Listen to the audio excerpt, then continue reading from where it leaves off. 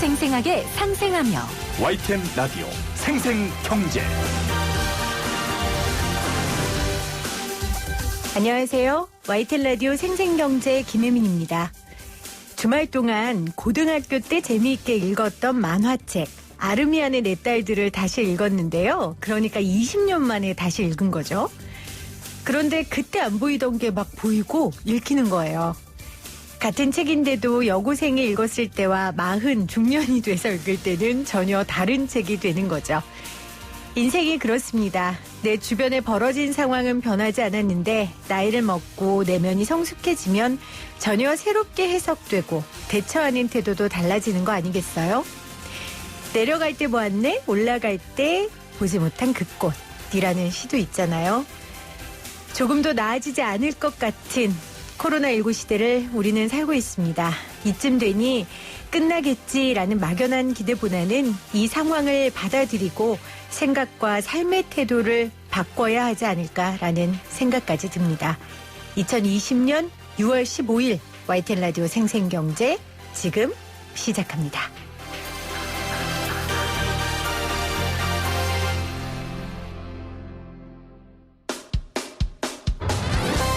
쉽다, 재미있다, 어라?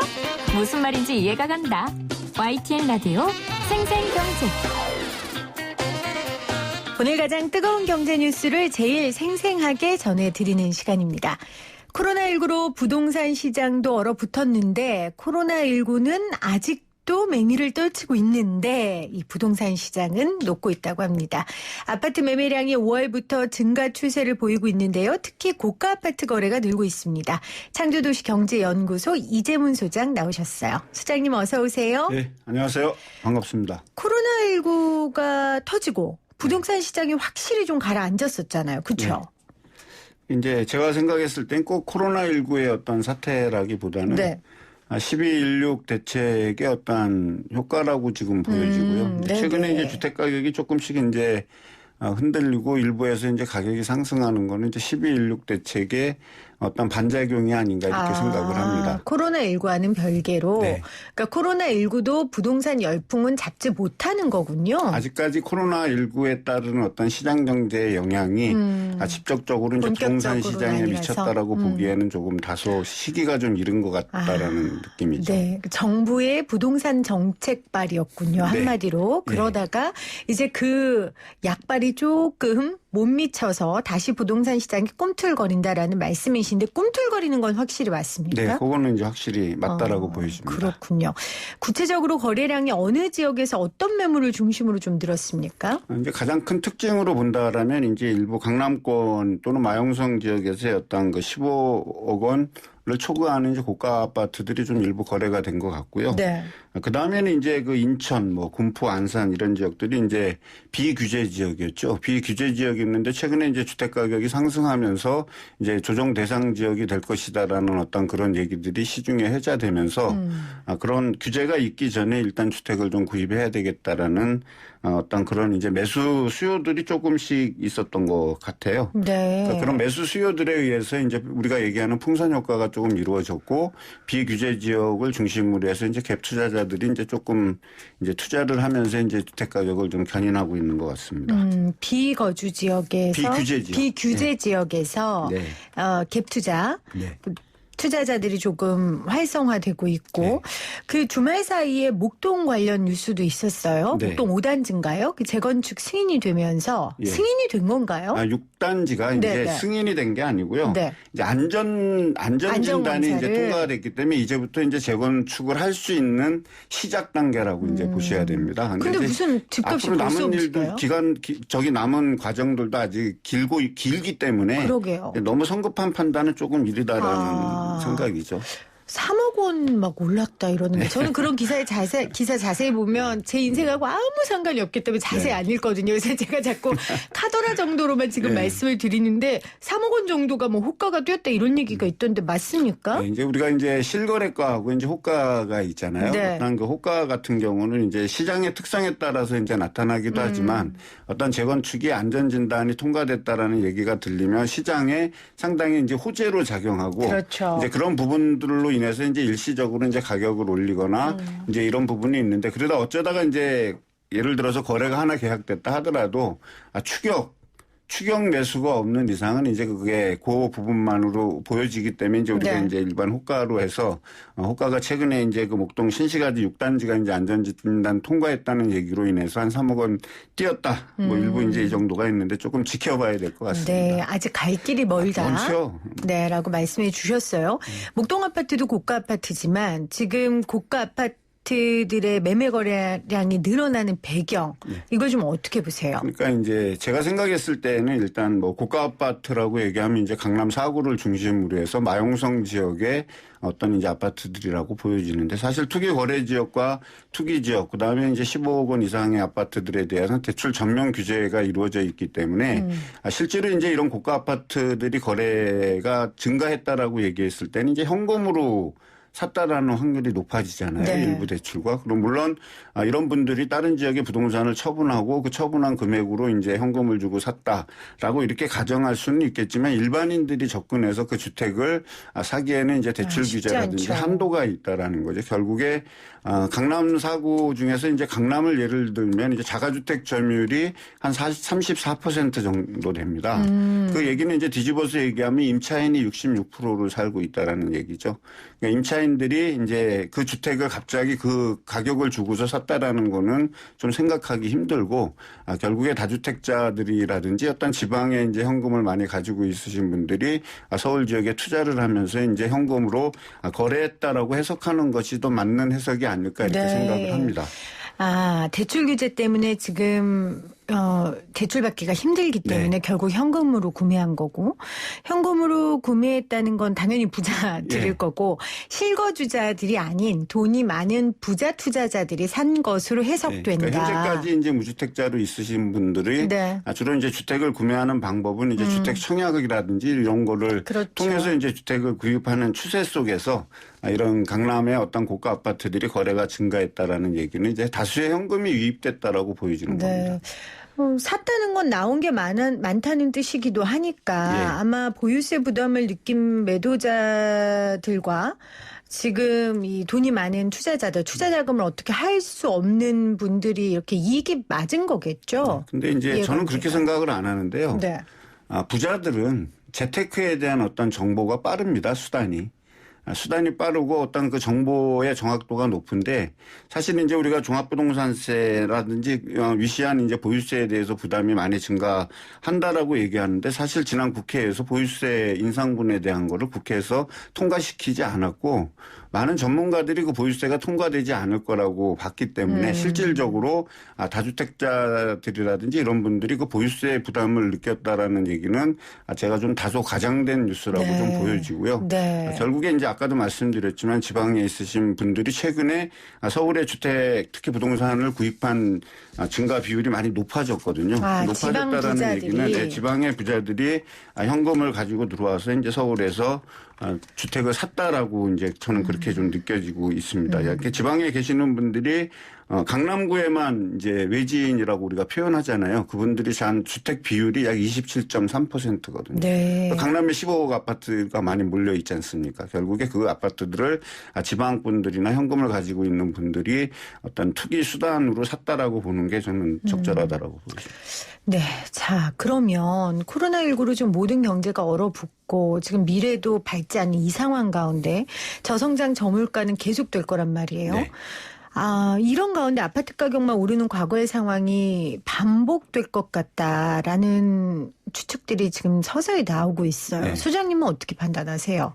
물론 이제 정책을 기준으로 해서 이제 우리가 부동산 시장을 해석한다라면 가격의 등락은 경기 순환의 어떤 곡선상 위에서 영원히 반복될 겁니다. 반복되면서 이제 장기적인 시각으로 봤을 때는 이제 부동산 가격이 오른다라고 많은 분들이 얘기하고 있지 않습니까? 네. 근데 이제 그 장기적인 시각에 부동산이 오르는 그 과정에서의 부동산 가격은 오르고 내림을 끊임없이 반복하고 있다라는 거죠. 결국에 우리가 부동산을 바라볼 때 실수요자가 내가 주택을 한 개를 구입해서 여기에서 내가 오랫동안 거주하겠다라는 그런 생각이 아닌 이제 이 부동산 상승을 또 투자 수익의 기회로 삼고 이렇게 하시는 분들은 단기 매매라든지 어떤 중기적 매매를 많이 이제 선호를 하게 될 겁니다. 그렇다 보니까 이제 주택 시장이 많이 이제 불안해지는 상황이죠. 또 그런 것들이 어떤 저금리적 상황, 그다음에 양적 완화가 지속되고 있는 어떤 이런 상황과 맞물리면서 돈이 갈 곳을 잃어버린 거죠. 그런데 이제 한국 사람들의 특성상 한국 사람은 주식보다는 부동산을 훨씬 더 선호하고 부동산을 많이 갖고 있지 않습니까? 이제 그런 부분들이 이제 부동산 가격을 끊임없이 변화시키게 되는 하나의 큰 요인이라고 생각합니다.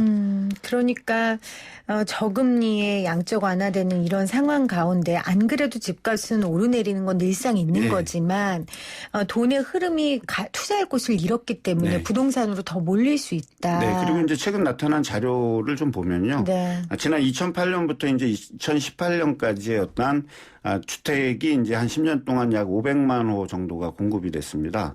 정확하게는 490만 호 정도가 공급이 됐는데 네. 이 중 실수요자가 주택을 구입한 세대는 한 240만 가구밖에 안 되거든요. 공급이 그렇게 늘었는데도. 네, 그러니까 500만 가구 중에 50%가 안 되는 수요가 실수요자에게 갔고, 그다음에 나머지 한 250만 채 가까이가 이제 다주택자들한테 이제 주택이 가서 상위 1%의 부자들이 2018년 현재 주택을 가지고 있는, 그러니까 주택 호수가 약 54만 3천 호 정도 된다는 거죠. 한 가구당 7호 정도를 가지고 있다는 얘기입니다. 네. 결국에 우리가 수도권에서 있는 어떤 이런 주택들은 실수요자의 공급되기보다는 그것이 투기적 수단으로 많이 좀 이용됐다는 사례가 최근 정부 발표에 따르더라도 우리가 알 수 있는 수치죠. 아니 그런데 정부가 그렇게 집값을 결국 잡으려고 하는 이유는 투기 세력 잡고 실거주자들 위해서 부동산 정책을 펼치기 위해서잖아요. 그러니까 궁극적인 목적은 이제 주거 안정이 한국 경제 성장에 상당히 도움이 되기 네. 때문입니다. 그런데 지금 소장님 말씀 들으면 지금까지 정부가 했었던 제도들도 효과가 없을 것 같고 결국은 그냥 이건 정해져 있는 답 같은데요. 결국 답은 부동산. 제가 너무 물론 비관적입니까? 이제, 네, 많은 분들은 이제 그렇게 생각을 하죠. 근데 네. 이제 정부 정책의 어떤 실효성을 논하기에는 뭐 제가 생각했을 땐 닭이 먼저냐 달걀이 먼저냐의 어떤 그런 기분이 드는 게요. 네. 만약에 그러면 정부가 이런 부동산 규제 정책을 하지 않고 가만히 냅뒀다면 과연 부동산 가격이 떨어졌을까?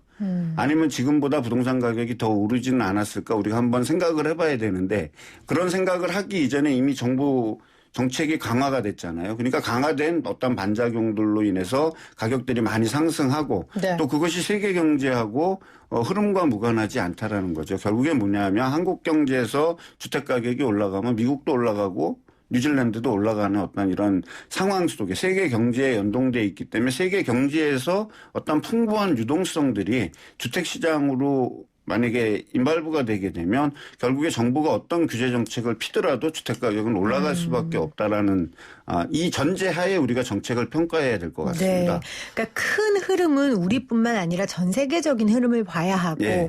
그 흐름을 그 파도를 최소한의 피해를 막기 위해 특히 서민들 네. 지붕이 없는 사람들은 그 파도가 얼마나 거셌겠습니까? 그렇죠. 더더욱 정책이 그런 걸로 초점이 맞춰져서 펼쳐져야 된다. 그런 말씀이세요. 그래서 사실은 이 전셋값 관련해서 정책들이 많이 나오고 있는데 지금 서울 아파트 전셋값이 49주째 상승 중이란 말이에요. 그리고 최근에 그 박주민 의원이 그러다 보니까 무기한 전월세 연장법까지 발의하겠다. 네. 지금 이렇게 하고 있고요.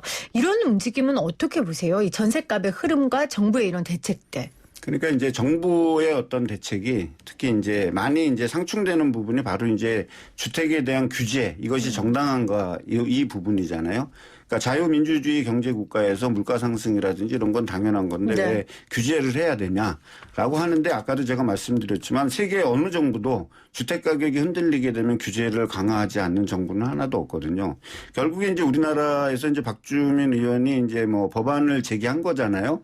근데 사실 어떻게 보면 무시무시한 법이잖아요. 그렇죠. 왜냐하면 소유권자의 어떤 자유 의사는 전혀 배제된 어떤 그런 부분들이 있는데 아마 뭐 그대로 통과될 거라고는 제가 보기 어렵고 단지 이제 이 전세가가 상승한 요인이 시장의 정상적인 어떤 인상이었냐 아니면 이것이 좀 비정상적인 어떤 수단이 좀 개입이 됐느냐라고 이제 보여지는데 최근에 이제 서울 일부에서는 저가 아파트들, 중저가 아파트들의 전세 갭이 매매가 대비 전세가 갭이 뭐 5천만 원 요 정도밖에 안 되는 현장들이 몇 군데 지금 나오고 있거든요. 맞습니다. 이 오히려 얘기는 뭐냐면 네네. 제가 이제 반대 해석을 한번 해본다라면 자 주택 가격이 많이 이제 올라가고 9억 이상 이런 아파트들이 규제가 강화돼서 실질적으로 대출을 받거나 거래를 일으키기에는 좀 힘든 상황이잖아요. 그렇다면 키 맞추기에 의해서 가격을 추격하는 상황이 생긴 거죠. 결국에 4억, 5억짜리 하는 아파트가 5억, 6억, 7억이 이제 이렇게 되는데 거기에 이제 뛰어드는 투자자들이 어떤 대출 규제라든지 이런 걸 회피하기 위해서 갭 투자라든지 이런 걸 하게 되면 전세 가격은 필연적으로 상승하게 돼 있습니다. 네. 왜냐하면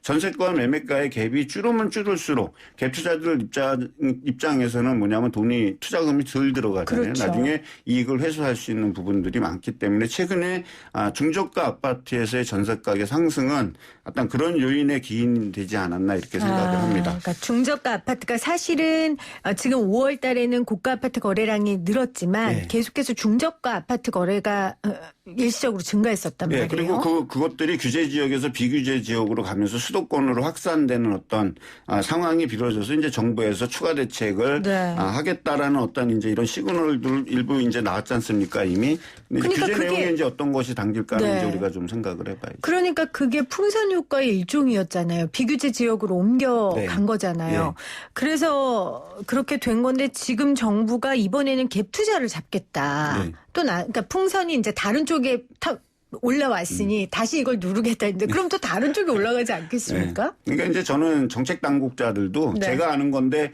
정책 당국자가 모르겠습니까? 그렇죠. 결국에 뭐냐면 정책은 선행하는 것이 아니라 후행할 수밖에 없는 거고 후행을 하는데 앞으로 일어날 문제에 대해서까지 대비해 갖고서 정책을 만들 수는 없기 때문에 어떻게 보면 실시간적인 좀 반영 부분이 있다라고 보여지는데 바로 그 틈새를 돈은 침투하고 있는 거죠. 그렇군요. 그러니까 돈이 참 피도 눈물도 없고 무섭다라는 얘기가 저는 이래서 나오지 않는가. 진짜 서민들 아파트가 3, 4억짜리 아파트였는데 이 아파트가 지금 최근에 6억 막 이렇게 올라가면 그러니까요. 서민들은 얼마나 불안하겠습니까? 그러니까 제가 최근에 이제 주택 거래량 측면에서 봤을 때 20대, 30대 애들 아니면 30대들이 많이 주택 시장에 대거 진입한 이유 중에 하나가 야 이러다가 내가 집값이 너무 올라서 이제 집을 사지 못하는 거 아니냐. 내가 전혀 생각지도 않은 지역에 있던 아파트들이 2, 3억씩 올라가니까 불안해지는 거죠. 그러니까 무리를 어제 해서라도. 내일보다 오늘이 아파트 값은 더 싸다. 그렇죠. 그러니까 네. 지금이라도 사자. 네. 아이고 슬픈 일이에요. 그러니까 20대, 30대 아니면 이제 이런 분들이 시장에 진입을 한다라는 거는 다소 네. 무리수가 있었을 거라는 거죠. 재정적 그렇죠. 운영에. 근데 여기에 규제가 없다 보니까 대출도 딴 데보다 많이 나오고 이제 또 갭 투자라든지 이런 유혹은 언제든지 우리가 받을 수 있는 거고요. 네. 이제 그렇다 보니까 이제 그런 연령층의 어떤 분들이 이제 그렇게 해서 내 집 마련에 대거 진입한 상황이 아닌가 이제 좀 안타까운 상황이긴 해요. 그러니까 전국에서 20대, 30대의 아파트 매매 거래 건수가 지금 전체 거래의 30%를 차지하고 네. 있거든요. 네. 그러니까 이게 예전에는 상상도 할 수 없는 그렇죠. 거였죠. 보통 아파트는 뭐 40대 정도 돼야 이제 사볼까? 그렇죠. 돈도 어느 정도 모으고 이제 그렇게 된 거였는데 사실 20, 30대 이 대출금과 이자금 갚으려고 돈 투자하다 보면 정말 20, 30대만 누려야 할 것들을 누리지 못하고 지나가는 이제 빚에 거든요. 허덕일 수 있는 그렇죠. 상황이 있고 내가 뭐 안정되고 그런 소득이 있다 그러면 뭐 그거는 기후에 불과하지만 많은 대출을 땡겨서 만약에 주택을 구입했다 그러면은 그럼요. 이제 만약에 주택 가격이 앞으로 아까도 제가 말씀드렸지만 코로나의 어떤 경제적 위기는 아직 제가 시작 안 했다 그러고 지금 이제 WTO에서는 한국 경제가 지금 이제 마이너스 1.2%까지 올해 추락할 수 있다라고 네. 얘기하면 작년에 우리가 2% 경제 성장을 했던 마이너스 3.2% 정도 추락하는 거거든요. 상당히 큰 폭이 진폭이 있는데 나홀로 주택 가격만 오르고 있다라는 거는 아까 말씀드렸듯이 저금리나 유동성이라든지 이런 거에 기인했다고 하더라도 주택 시장이 앞으로 조금 변화가 있을 거는 것은 누구나가 다 지금 네. 생각하고 있는 거니까 조금 좀 시간을 두고 따져봐야 될 어떤 그런 필요성은 좀 있다라고 보여집니다. 네. 정부가 12.16 부동산 대책 내놓은 지 반년이 됐고 아까 서두에 약발이 좀 떨어져서 지금 꿈틀거리고 있다 했는데 그럼 다시 어떻게 신약을 내놓을까요? 좀 나올 거라고 봅니다. 신약도 나옵니까? 왜냐하면 아까도 말씀드렸지만 글로벌 경제의 유동성은 여전히 확대되고 있고 금리가 이제는 제로 금리를 오를 수가 넘어서 없죠. 마이너스 금리 그렇죠. 지금 상황으로 만들어지게 된다 그러면 네. 틀림없이 그런 많은 자본들이 자본시장으로 유입될 겁니다. 버블링은 당연히 될 것이고요. 이제 그렇게 된다 그러면 한국 정부에서는 지금까지 견지해왔던 정책 기조를 한순간에 바꿀 수는 없기 때문에 네. 좀 더 강화된 정책이 나오지 않을까 이렇게 생각합니다. 알겠습니다. 저성장 저물가 속에 그러나 꿋꿋하게 네. 도도하게 치솟고 있는 아파트값에 대한 이야기 창조도시경제연구소 이재문 소장과 나눠봤습니다. 소장님 고맙습니다. 네, 수고하셨습니다.